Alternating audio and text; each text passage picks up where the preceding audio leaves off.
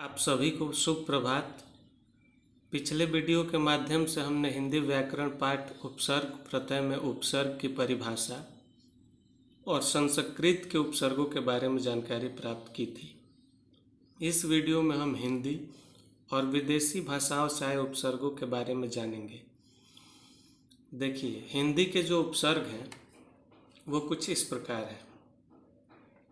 अ उपसर्ग के प्रयोग से हम शब्द बना सकते हैं अटल, अछूता। इसमें मूल शब्द है टल और छूता। उसी तरह अन उपसर्ग के प्रयोग से हम शब्द बना सकते हैं अनमोल, अनबन, अनपढ़। यहाँ मूल शब्द है पढ़, बन और मोल। पिछले वीडियो में भी मैंने आपको बताया था कि जो मूल शब्द होते हैं उनका अपना अस्तित्व होता है और जो उपसर्ग होता है उसका अपना स्वतंत्र अस्तित्व नहीं होता। लेकिन जब मूल शब्द के प्रारंभ में उपसर्ग जोड़ा जाता है तो उसका अर्थ बदल जाता है और एक विशेष अर्थ बनता है। जैसे मोल यानी कीमत, और अनमोल मतलब जिसका कीमत ही न हो। पढ़ मतलब पढ़ना, और अनपढ़ मतलब जो पढ़ा ही न हो। उसी प्रकार कुचाल को उपसर्ग के सहयोग से हम कुचाल, कुचक्र शब्द बना सकते हैं। अन्य भी कई शब्द बन सकते हैं। अभी समझने के लिए उदाहरण के तौर पे मैं दो शब्द ही बना रहा हूँ।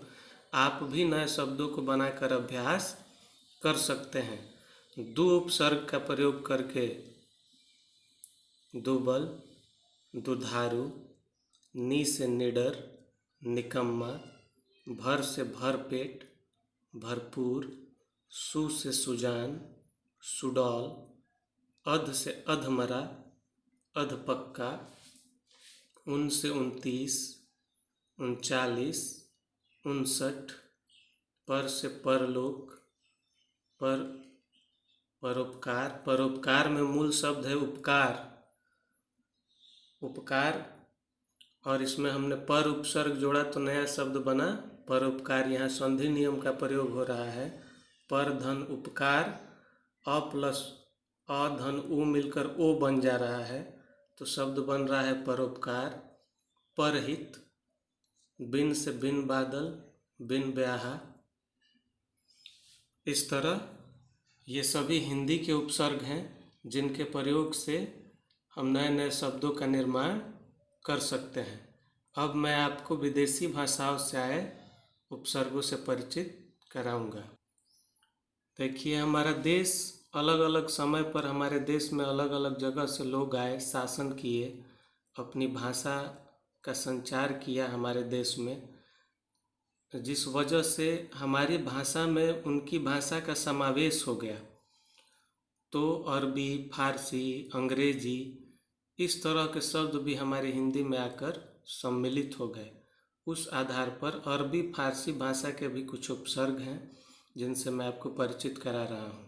जैसे अरबी फारसी के महत्वपूर्ण उपसर्ग हैं कम।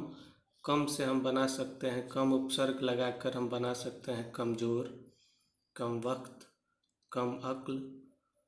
खुश से खुश नसीब, खुशखबरी, खुशहाल, खुशबू। गैर से गैर हाजिर, गैर कानूनी। यहाँ मूल शब्द है हाजिर, मूल शब्द है कानूनी। इसमें गैर लगा कर हमने शब्द को नया रूप दिया है।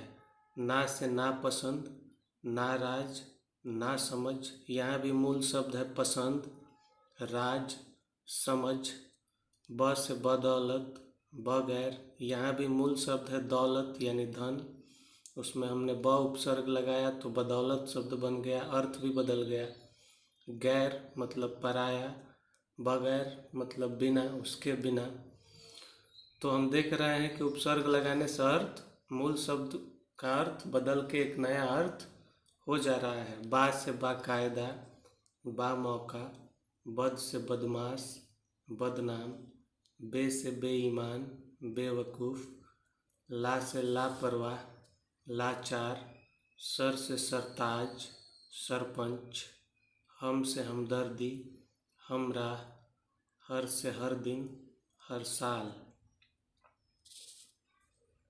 उसी प्रकार विदेशी भाषाओं के उपसर्ग में ही अंग्रेजी के भी उपसर्ग हैं, जिसका प्रयोग आप लोग भी करते होंगे आए दिन अपने दिनचर्या में।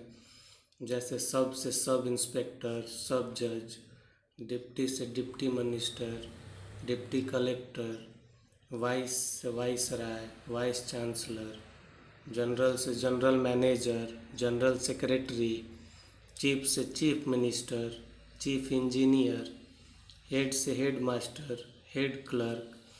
ये दो उदाहरण मैंने दिए हैं समझने के लिए। इसके आधार पर इन उपसर्गों का प्रयोग करके और भी दो चार शब्द आप बना सकते हैं। ध्यान देने वाली बात इसमें यह है कि हमेशा उपसर्ग का प्रयोग मूल शब्दों के साथ ही होता है। प्रारंभ में ही वीडियो के मैंने बताया था कि मूल शब्द जिनका अपना स्वतंत्र अस्तित्व होता है, जो किसी की सहायता के बगैर बनते हैं, और उसमें उपसर्ग लगाकर हम उसके अर्थ को परिवर्तित कर देते हैं। तो इन उपसर्गों को लगाकर आप भी दो चार नए शब्द निर्माण करने की कोशिश करके अभ्यास कीजिए। अगले वीडियो में हम प्रत्यय के बारे में पढ़ेंगे। तब तक के लिए नमस्कार।